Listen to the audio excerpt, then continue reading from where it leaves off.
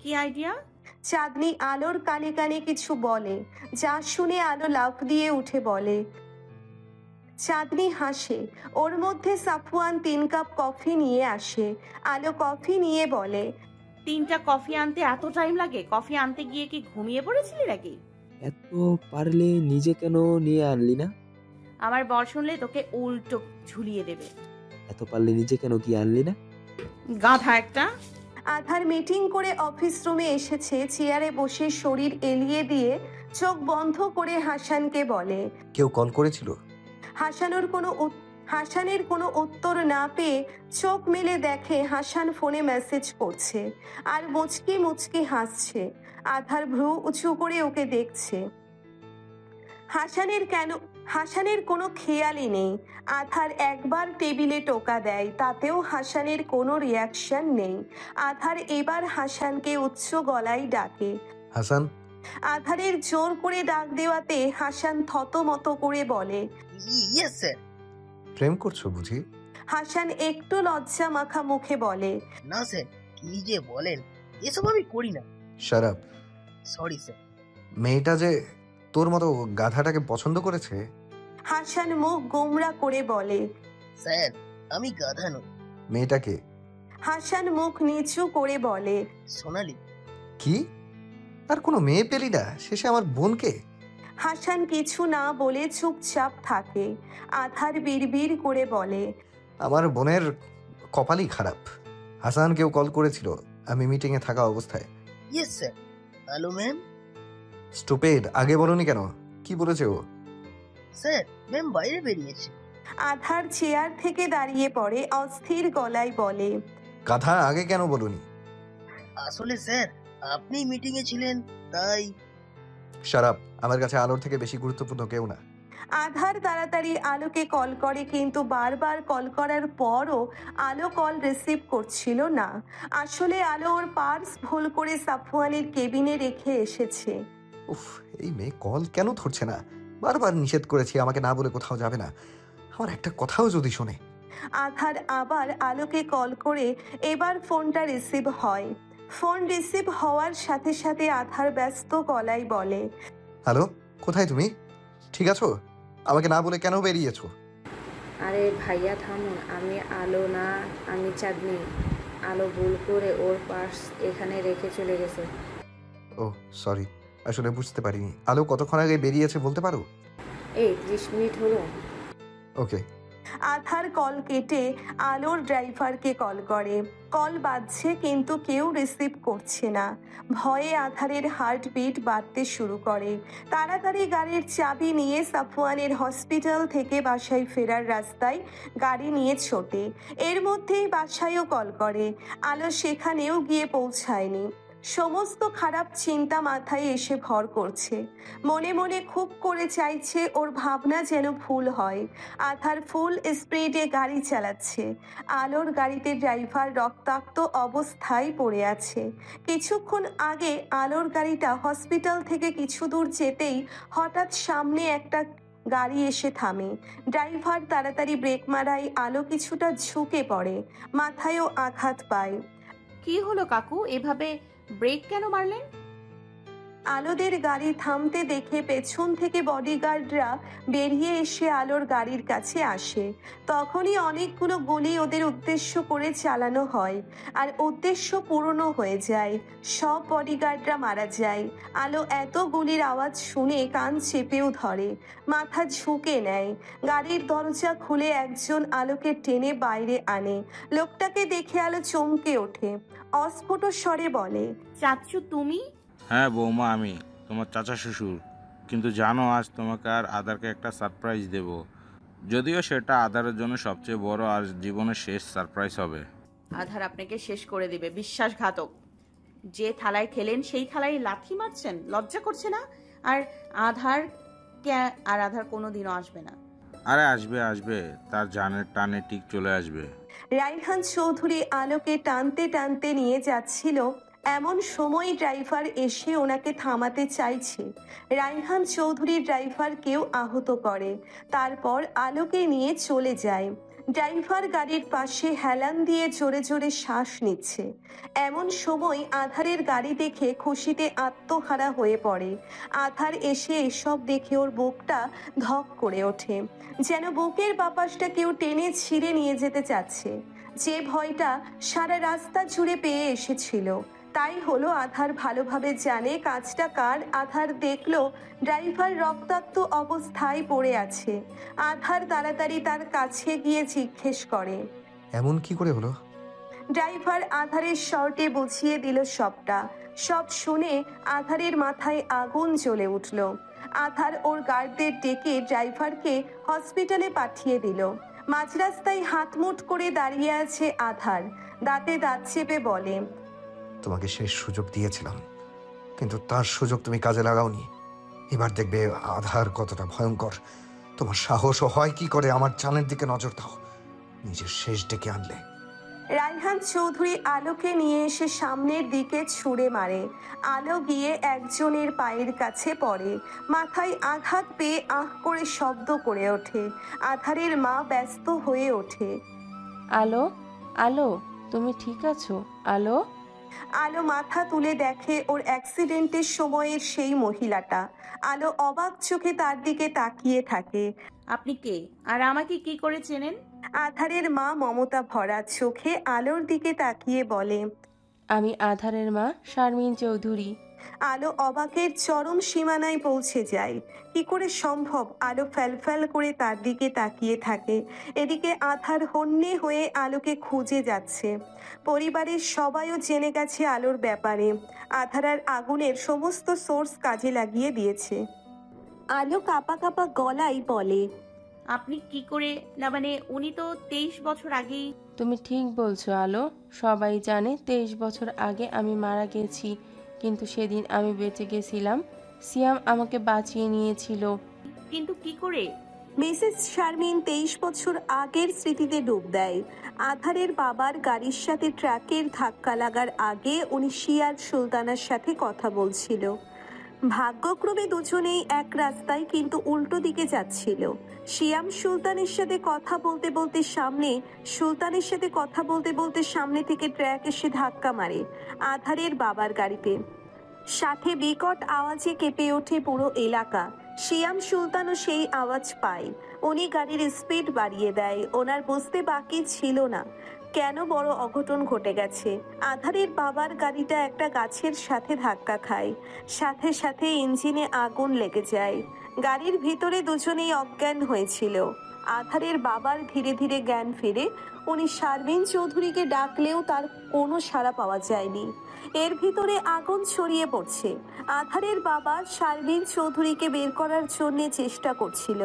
আর কিছুক্ষণের মধ্যে গাড়ি ব্লাস্ট হয়ে যাবে। এর মধ্যেই শিয়াম সুলতান চলে আসে স্পটে। রাকিব, রাকিব, রাকিব, বের হ তাড়াতাড়ি। শ্যাম, আমার সাথে শারমিন আটকে গেছে, আগে ওকে বের কর, তারপর আমি বের হচ্ছি। শিয়াম সুলতান তাই করলো। তাড়াতাড়ি করে গাড়ির অপর পাশে গিয়ে কাঁচ ভেঙে গাড়ির লক খুলে শারমিন চৌধুরীকে বের করে। রাকিব চৌধুরীর কাছে আসতে যাবে তখনই জোরে আওয়াজ হয়। পুরো গাড়িতে আগুন জ্বলতে শুরু করে। শিয়াম সুলতান জোরে চিৎকার করে, রাকিব। শিয়াম সুলতানের চোখের সামনে গাড়িটা আর ভিতরে রাকিব চৌধুরী চলতে থাকে। শিয়াম সুলতান শারমিন চৌধুরীকে নিয়ে শহর ছেড়ে ওই দিনই চলে যায়। কারণ উনি বেশ বুঝতে পারছিল এমন ফাঁকা রাস্তায় অ্যাক্সিডেন্ট মানে এটা কোনো পরিকল্পনা। তাই শারমিন চৌধুরীকে নিয়ে শহর ছেড়ে চলে যায় আর নিজের সোর্স কাজে লাগিয়ে সবাই জানিয়ে দেয় আগুনে পুড়ে রাকিব চৌধুরী আর তার স্ত্রী শারমিন চৌধুরী মারা গেছে। তাদের দেহ পুড়ে ছাই হয়ে গেছে। যেহেতু সবাই এটাকে অ্যাক্সিডেন্ট বলে ধরে নিয়েছে, তাই আর কেউ এই বিষয়ে মাথা ঘামায়নি। আর কেউ জানতেও পারেনি শারমিন চৌধুরী বেঁচে আছে। শারমিন চৌধুরী আলোকে সব বলে। সব শুনে আলো শারমিন চৌধুরীকে জড়িয়ে ধরে। তুমি জানো আধার কতটা খুশি হবে যখন জানতে পারবে তুমি ওর মা, যার ভালোবাসা কখনো পায়নি, সে বেঁচে আছে এটা শুনে। আলো আর কিছু বলতে গেলেই তখনই ব্যথায় কোকিয়ে ওঠে। রায়হান চৌধুরী আলোর চুলের মুঠি ধরে তার কাছে নিয়ে আসে। আমার লাগছে, ছাড়ুন। লাগছে? তোকে লাগার জন্য ধরেছি, তোর জন্য, শুধু তোর জন্য। আমার সাজানো এত বছরের প্ল্যান নষ্ট হয়ে গেল। তোকে মারার চেষ্টা করলাম, কিন্তু তোর তো আবার কই মাছের জান। ঠিক সেইভাবে যেভাবে নিজের ভাইকে মেরেছেন। একদম। রায়হান চৌধুরী, পাপ বাপকেও ছাড়ে না। তোমার কি মনে হচ্ছে আধার এরপর তোমাকে ছেড়ে দেবে? তুমি ওর মাকে বন্দি করে রেখেছো। তার থেকেও বড় কথা, তুমি আমার ওপর হাত তুলেছো। যেখানে আমার দিকে তাকালে তার চোখ উপড়ে নেয়, সেখানে আমার গায়ে হাত তুলেছো। তোকে মাটিতে পুঁতে ফেলবে ও। এটা শুনে রাইহান চৌধুরী আলোর দিকে এগিয়ে যেতে নিলেই আলো হেসে ওঠে। আলোকে হাসতে দেখে রাইহান চৌধুরীর মাথা আরো গরম হয়ে যায়। আলোর চুলের মুঠি ধরে টেনে দাঁড় করিয়ে বলে, হাসছিস কেন? আজ তোকে তোর আধারের সামনেই শেষ করব। আলো হাসতে হাসতে বলে, তোমার উল্টো গোনা শুরু হয়ে গেছে রায়হান চৌধুরী। আধার এখানে চলে এসেছে, আর কিছুক্ষণের অতিথি তুমি এই পৃথিবীতে। চাইলে নিজের শেষ ইচ্ছে পূরণ করে নাও। আধার আসবে এখানে, আমি না চাইলেও ও এখানে কখনো পা রাখতে পারবে না। আলোকে আর একটা থাপ্পড় মারে। আলো আবার পড়ে যায়। ঠোঁটের কোণটা আরেকটু বেশি কেটে যায়। রাইহান চৌধুরী আলোর কাছে গিয়ে আলোকে টেনে তুলতে যাবে, এমন সময় একটা গলার আওয়াজ ভেসে আসে। ওকে ছোঁয়ার চেষ্টাও করবে না রায়হান চৌধুরী। রাইহান চৌধুরী আর আলো তাকিয়ে দেখে আধার দাঁড়িয়ে আছে। আলোর ঠোঁটে হাসি ফুটে ওঠে। রাইহান চৌধুরী বুঝতেও পারেনি আধার এত তাড়াতাড়ি ওদের খুঁজে নিবে। আলো রাইহান চৌধুরীর দিকে তাকিয়ে হেসে বলে, কি বলেছিলাম না আমি? মিলল আমার কথা? আলো উঠে তাড়াতাড়ি করে আধারকে নিয়ে জড়িয়ে ধরে। আধার আলোকে নিজের বুকের মাঝে আগলে নেয়। আলো আধারের বুক থেকে মুখ তুলে তাকায়। আলোর ঠোঁটের কোনায় রক্ত দেখে আধারের মাথা খারাপ হয়ে যায়। রাইহান চৌধুরীর দিকে তেড়ে যাবে, তার আগে আলো ওকে থামিয়ে দিয়ে বলে, আজ আপনাকে কিছু বলবো না আমি, তবে একটা কথা শুনে নিন। আপনার মা বেঁচে আছে। আধারের কানে এই কথাটা যাওয়ার সাথে ও শূন্য দৃষ্টিতে আলোর দিকে তাকায়। আলো আধারের চোখের ভাষা বুঝতে পেরে বলে, আমি ঠিক বলছি, ওই দিকে দেখুন। আলো আধারের ঘাড় বাদিকে ঘোরাতেই আধার দেখে একজন পুরুষ আর একজন মহিলাকে বেঁধে রাখা হয়েছে। আধার কিছুক্ষণ তাকিয়ে থাকার পর ওর জমিন যেন নড়ে উঠল। ওর সামনে বসে থাকা মহিলাটাকে সেই ছোটবেলায়, তারপর ছবিতে আধারের পা কেমন টলমল করে উঠল। আলো আধারের কাঁধে হাত রেখে বলে, জান, আপনার মা বেঁচে আছে উনি। আধার ধীর পায়ে শারমিন চৌধুরীর কাছে এগিয়ে যায়। কাপা হাতটা হাতে ওনাকে ছুঁয়ে দেয়। আধারের যেন এখনো বিশ্বাস হচ্ছে না ওর মা বেঁচে আছে। আধার শারমিন চৌধুরীকে জাপটে জড়িয়ে ধরে, জোরে জোরে কেঁদে দেয়। আধারের চোখের পানি দেখে সবার চোখ পানি চলে আসে। আলো গার্ডকে ইশারায় বলে শিয়াম সুলতানাকে খুলে দিতে। গার্ডরা গিয়ে তাকে খুলে দেয়। আলো আধারের কাছে এসে বলে, মাকে আগে বাঁধন মুক্ত করুন, তারপর না হয় কাঁদবে। আধার আলোর কথায় তাড়াতাড়ি শারমিন চৌধুরীকে বাঁধন মুক্ত করে। শারমিন চৌধুরী এতদিন পর নিজের ছেলেকে কাছে পেয়ে আধারের পুরো মুখে আদরে আদরে ভরিয়ে দিতে থাকে। আধারও তার মাকে পেয়ে আঁকড়ে ধরে। এভাবে কিছু মুহূর্ত কেটে যায়। আলো চারপাশে তাকিয়ে দেখে রাইহান চৌধুরী কোথাও নেই। এত কিছুর মাঝে রাইহান চৌধুরীর কথা কারোর মাথায় ছিল না। আলো তাড়াতাড়ি আধারের কাছে গিয়ে বলে, আধার চাচ্চু পালিয়েছে। আধার শারমিন চৌধুরীকে ছেড়ে একটা বাঁকা হাসি দিয়ে বলে, ওর কতদূর জানা আছে আমার। আধার শিয়াম সুলতানের কাছে এসে বলে, আপনাকে ধন্যবাদ দেওয়ার ভাষা আমার নেই আঙ্কেল। আমার মায়ের জন্য আপনি নিজের সব বিসর্জন দিয়েছেন। আধারের চোখ ছলছল করে ওঠে। শিয়াম সুলতান আধার কাঁধে হাত রেখে বলল, কাম অন ইয়াং ম্যান, এই চোখে পানি না, আগুন মানায়।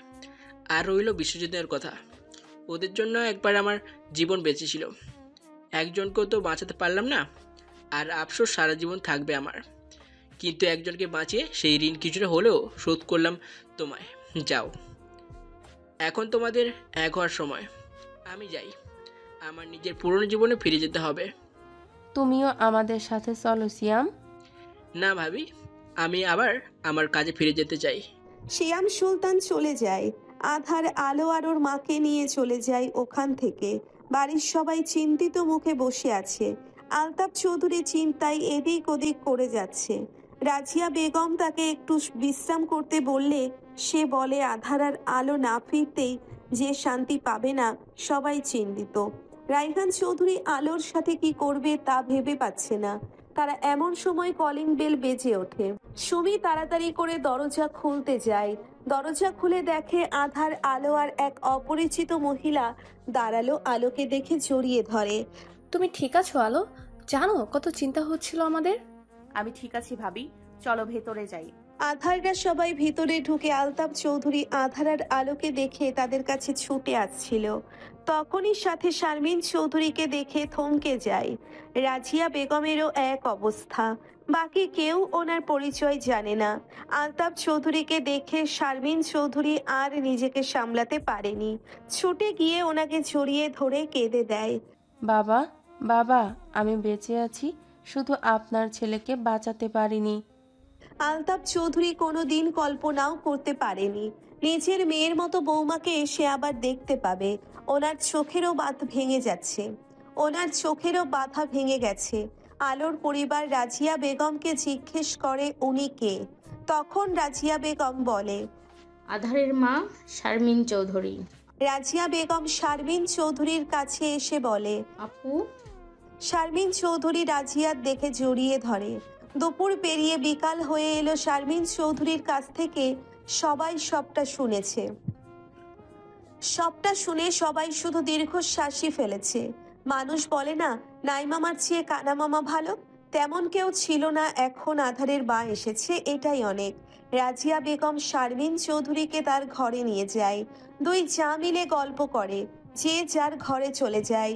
রাতে খাবারের পর আধার ওর মায়ের রুমে আসে। আলো কিছু বলেনি, এত বছর পর মাকে পেয়েছে। সেই আদর আর ভালোবাসা পেতে এখন ইচ্ছে করবে, ব্যাপারটা স্বাভাবিক। আধার ওর মায়ের কাছে এসে কোলে মাথা দিয়ে চুপচাপ শুয়ে আছে, একটা কথাও বলেনি। শারমিন চৌধুরীও চুপচাপ আধারের মাথায় হাত বুলিয়ে দিচ্ছে। ছেলেটার বড় হওয়াটা দেখতে পারল না। সারা জীবন সেই আফসোস থেকে যাবে ওনার। প্রায় 2 ঘন্টা হতে চলল। আধার একভাবে ওর মায়ের কোলে শুয়ে আছে। আধারের মা এবার বলে, আধার, টাইমের খেয়াল আছে? রাত 11টা বাজে, আলো রুমে একা আছে, মেয়েটার কাছে যা। এতক্ষণে আলোর কথা মনে পড়ল। মায়ের কোল পেয়ে সব প্রায় ভুলে গেছিল। আধার মনে মনে ভাবে, ইস, মেয়েটা পুরো একা আছে, কি ভাবছে? অনেক রাতও হয়ে গেছে। আধার এবার উঠে পড়ে। আমি যাচ্ছি, তুমি ঘুমিয়ে পড়ো। আধার ওর মাকে শুইয়ে দিয়ে লাইট আর দরজা বন্ধ করে চলে যায়। আধারের মা মুচকি হেসে ঘুমিয়ে পড়ে। আধার রুমে এসে দেখে আলো শুয়ে আছে। আধার বেশ জানে আলো এখনো ঘুমায়নি, শুধু নাটক করছে। আধার লাইট অফ করে আলোর পাশে এসে শুয়ে পড়ে। আলো আধারের আভাস পেয়ে আরো একটু কুঁকড়ে যায়। আধার আলোকে এক টান দিয়ে ওর বুকের ওপর ফেলে দেয়, তাও আলো চোখ খোলে না। আধার আলোর কপালের চুলগুলো কানের পাশে গুজে দিয়ে কানের লতিতে হালকা কিস করে। আলো কেঁপে ওঠে। আধার আলোর কানের পাশে ধীর কণ্ঠে বলে, আমি জানি জান পাখি, তুমি এখনো জেগে আছো। তোমার লুকোচুরি খেলা শেষ হয়ে গেলে তাকাও। আলো চোখ মেলে তাকায়। কি হয়েছে, এমন করছিলে কেন? আর এখনো ঘুমাওনি কেন? আলো মুখ গোমরা করে বলে, আপনি জানেন না, আপনি জড়িয়ে না ধরলে আমার ঘুম আসে না। বাজে অভ্যাস করে দিচ্ছেন আপনি। আধার হাসে। আলোর মুখে ফু দিয়ে বলে, যাক, তাহলে তোমাকে আমি আমার নেশায় পুরোপুরি জড়িয়ে ফেলতে সক্ষম হলাম। আচ্ছা জান পাখি, যদি কোনোদিনও আমি না থাকি তখন? আলোর বুক কেঁপে ওঠে, সাথে সাথে চোখে পানিতে পরিপূর্ণ হয়ে যায়। আধারের দিকে ছলছল চোখে তাকিয়ে বলে, এমন কথা বলবেন না, ভয় করে আমার। আপনি যদি না থাকেন সেদিনই আমি মরে যাব। হয়তো দেহ বেঁচে থাকবে, কিন্তু আমার মন আত্মা সবকিছুর মৃত্যু সেদিনই হয়ে যাবে। আধার আলোকে আরো শক্ত করে জড়িয়ে ধরে। আলো কাঁদছে। আধারের এখন নিজের উপর রাগ হচ্ছে। কি করতে যে এমন কথা বলতে গেল সেটাই ওর মাথায় ঢুকছে না। আম সরি জান পাখি, আমি কথা দিচ্ছি আমার প্রাণ থাকতে কেউ আমাদের আলাদা করতে পারবে না। আমিও কথা দিচ্ছি, আপনি থাকুন বা না থাকুন, আমি সারা জীবন আপনার ছিলাম আর আপনার থাকবো। আধার আলোর মাথায় হাত বুলাতে থাকে। আলো কখন ঘুমিয়ে পড়লো নিজেও জানে না। আধার ওর বুকে যখন ভারী নিঃশ্বাসের অনুভূতি পেল তখন বুঝতে পারলো আলো ঘুমিয়ে পড়েছে। আধার আলোর মাথায় কিস করে। হঠাৎ মেসেজের শব্দে আধার হাতে ফোন নিয়ে দেখে আগুনের মেসেজ।